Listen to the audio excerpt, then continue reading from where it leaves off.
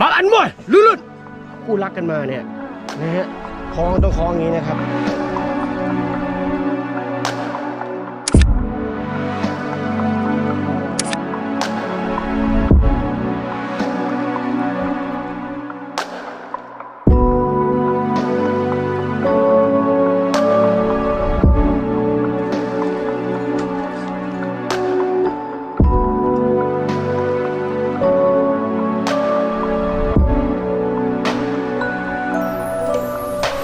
กำลังดูใจนะบางอันมั่วลื่นๆคู่รักกันมาเนี่ยนะฮะคล้องต้องคล้องอย่างนี้นะครับมันจะได้ผูกพันนะครับอย่าไปคล้องแบบอื่นนะอย่างเงี้ยมีทางสิทธิ์ที่แยกทางกันได้นะครับครับนี่เห็นไหมตัวอย่างครับครับส่วนตัวนี้นะครับไม่แนะนำนะครับเพราะช่วงนี้โรคร้ายระบาดมันเยอะทั้ง HIV ทั้งโควิดนะครับอย่างนี้ไม่ดีนะครับสวิงกิ่งอย่าไม่แนะนำนะครับแล้วทริปนี้นะครับพี่เติมคนเดิมพาเราสำรวจเส้นทางใหม่หรือแบบว่าพาเราหลงกันเองครับโคตรลื่นเลยเส้นทางที่พี่เติมพาเรามาโคตรสมบุกสมบันเลยแล้วดูเส้นทางที่เขาเดินกันโอ้โหคือแบบรู้นะคะว่าครั้งหน้าต้องตามใครก็ได้ไม่ใช่พี่เติมมันแหลมมากมันจี๊ดมากเลย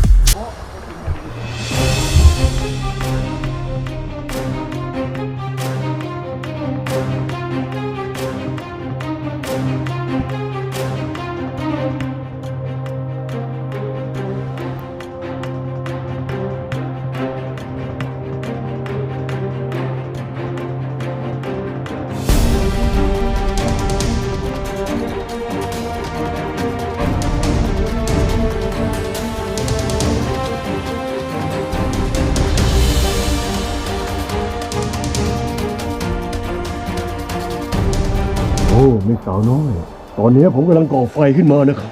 แต่ว่าอาหารเหรอหมูปีกนี้ไม่มีเลยอ่ะผมไม่รู้จะเอาอะไรมาย่างมาปิ้งอยู่ตอนนี้ไม่แน่ถ้าอดอยากมากไขมันผมเยอะผมอาจจะเอาไขมันตัวเองมากินก็ได้ไม่สาวน้อยเรากินเพื่ออยู่เราไม่อยู่เพื่อแดกใช่ไหมสาวน้อยจำไว้เสมอตอนนี้หิวข้าวแล้วรีบก่อไฟเข้ามานะไขมันเอาเนี่ยย่างหอมกลุยเลยแบกเกียวแล้วแบกไตครับแบกไตแล้วตอนนี้ไม่มีอะไรแดกแล้วเอามือลงลายจุดจ้าเชือกคาด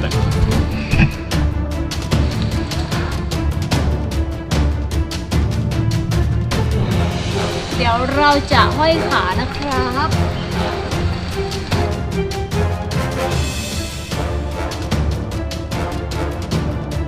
เราต้องพันขากันไงวะพันอย่างนี้แหละเดี๋ยวให้กดเลยเถอะ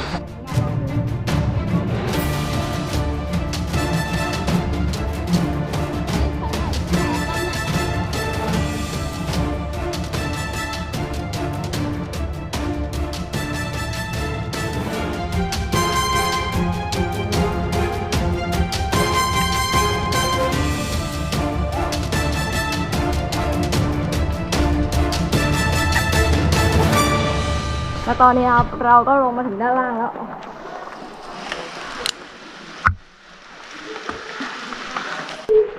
แล้วต่อไปนะครับเราก็จะพาโรยลงปล่องถ้ำนี่ครับทางโรยลงไปถ้ำด้านล่างนะครับด้วยเชือกเส้นเดียวเดี๋ยวรอดูกันไอ้ชอบเราพร้อมแล้วพร้อมอย่าง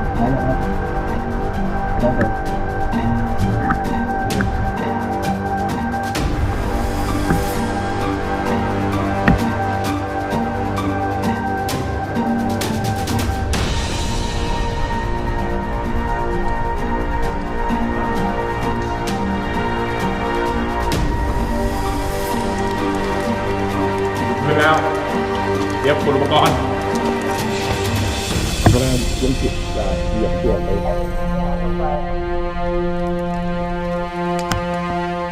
เรียบร้อย แล้วตอนนี้ครับเราก็โรยเกลือเสร็จเรียบร้อยแล้วเดี๋ยวเราจะเดินออกจากถ้ำกันไป